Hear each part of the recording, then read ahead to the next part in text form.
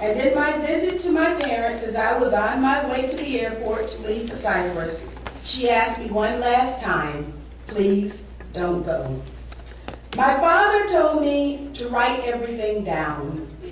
Undoubtedly, he was thinking about the USS Liberty, a signals intelligence ship that was attacked by Israel in international waters as Israeli ground troops carried out a surprise attack on Egypt that Israel lied about and said that was in retaliation for Egyptian aggression. My father's last words to me were, "You'll be sitting ducks." With that, I left. After the press conferences, we all settled on the boat and we left from Larnaca, Cyprus. Then, one by one, everyone on the boat, except the captain, of course, and the first mate, got sick. Everyone except the captain, the first mate, and me. I kept waiting for my turn to get sick because I'd never been on a boat before in the middle of the sea for 15 hours. But for the entire voyage, I never got seasick. And then one of the passengers noticed a spotlight trained like a laser on our boat. The Dignity had her lights on, our Gibraltar flag was flying, so we stayed on course. Who could that be? Then suddenly, just as it appeared, the spotlight disappeared. And we figured it was harmless, maybe some fishermen, so we went back to sleep. Then all of a sudden, the spotlight reappeared. But again, this time, instead of one ship, there were 3 massive warships, and they were all around us. And then, just as suddenly as they appeared and disappeared and appeared again, they disappeared again. So we figured this time it was probably the Israelis. One of the physicians on board was a Dr. David Halpin, and he began to rail at the U.S. government because he said that it was because of the United States government for providing the Israelis with the powerful engines. That was the reason that allowed their ships to approach us, to drop back, to approach us so quietly and so quickly. We had plotted a course that would take us from the territorial waters of Cyprus to international waters to the territorial waters of Gaza. The Israelis, it appeared, were playing with us. Our captain remained stoic and on course. The Israelis played this cat and mouse game several times, and then they were there no longer. So we went back to sleep. And then, all of a sudden, everyone had been given the buckets because when they got seasick, like the CNN guy was the first one to get seasick. I probably shouldn't say that. He was the first one to get seasick, and then he went to the railing of the boat to, do his business in the sea. And we figured that if one of us fell over, that wouldn't be so good. So they passed out buckets for everybody. My bucket was the only one that was empty.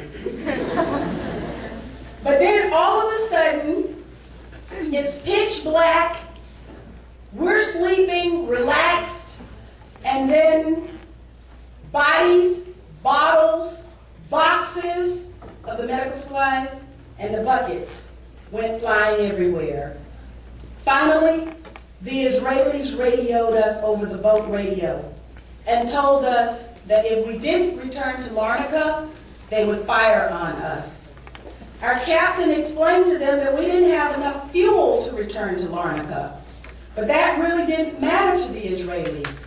They reiterated their demand. The captain had to quickly survey the boat and make a damage assessment. He had to maintain his wits, remain calm, and secure the boat, the passengers, and the medical supplies. The navigational equipment, that was so important so we would not drift into the wrong territorial waters. We had to remain in international waters. And the crew had to decide what the correct course of action would be. With the boat short of fuel and taking on water, our choices were extremely limited. The English doctor on board announced to us all that we should prepare ourselves mentally for death. Well, I knew I was going to die because I can't swim. So I began to think to myself about what I had not done as a mother to secure my son's future, what kind of mother I had been. I began to imagine myself out there in the water, unable to swim. I began to imagine myself crushed between the boats. I just began to imagine all kinds of things. And then, all of a sudden, it was all right. All of a sudden, I decided that I wasn't afraid anymore, that I was engaged in an activity that I believed in. And so I became very calm. It was clear to me, probably at that moment, that to die in the cause which I have professed all of my life is to die an honorable death. I wasn't afraid of the water any longer. I wasn't afraid of the Israelis. And then somebody noticed that I had my life jacket upside down. I didn't know how to put on a life jacket. So that's when the English doctor reached over in the midst of all of this and helped me put my life jacket on right side up again. The crew caucused with the passengers to decide what our options were.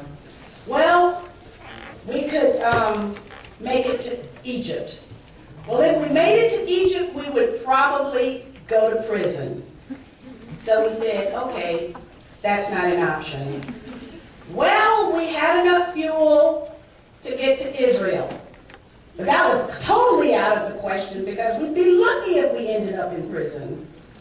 And so that really only left Lebanon.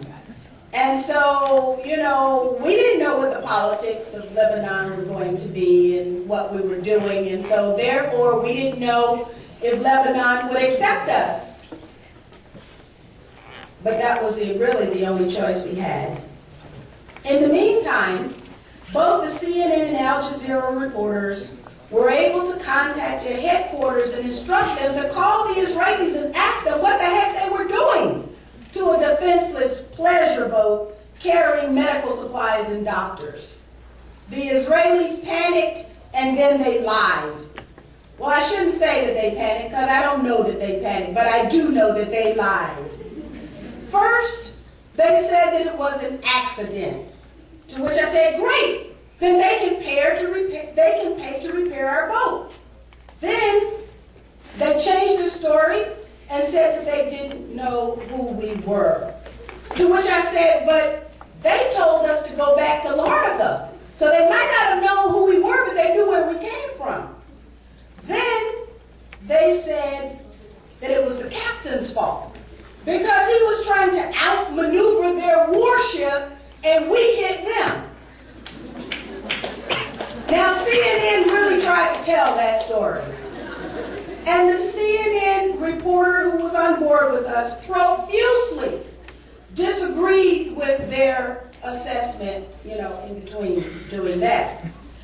And so we got this entire series of Israeli lies from the CNN reporter because every time CNN tried to report the Israeli disinformation, he disagreed with them.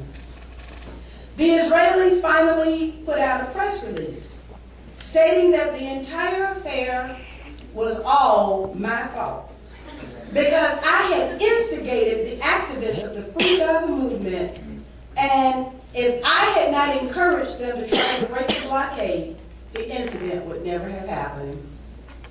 Finally, it was the CNN reporter who yelled to us that Lebanon had agreed to rescue us. Throughout our entire ordeal, Al Jazeera carried everything live, up to the moment of our arrival in Sur, Lebanon. Because of the ramming incident,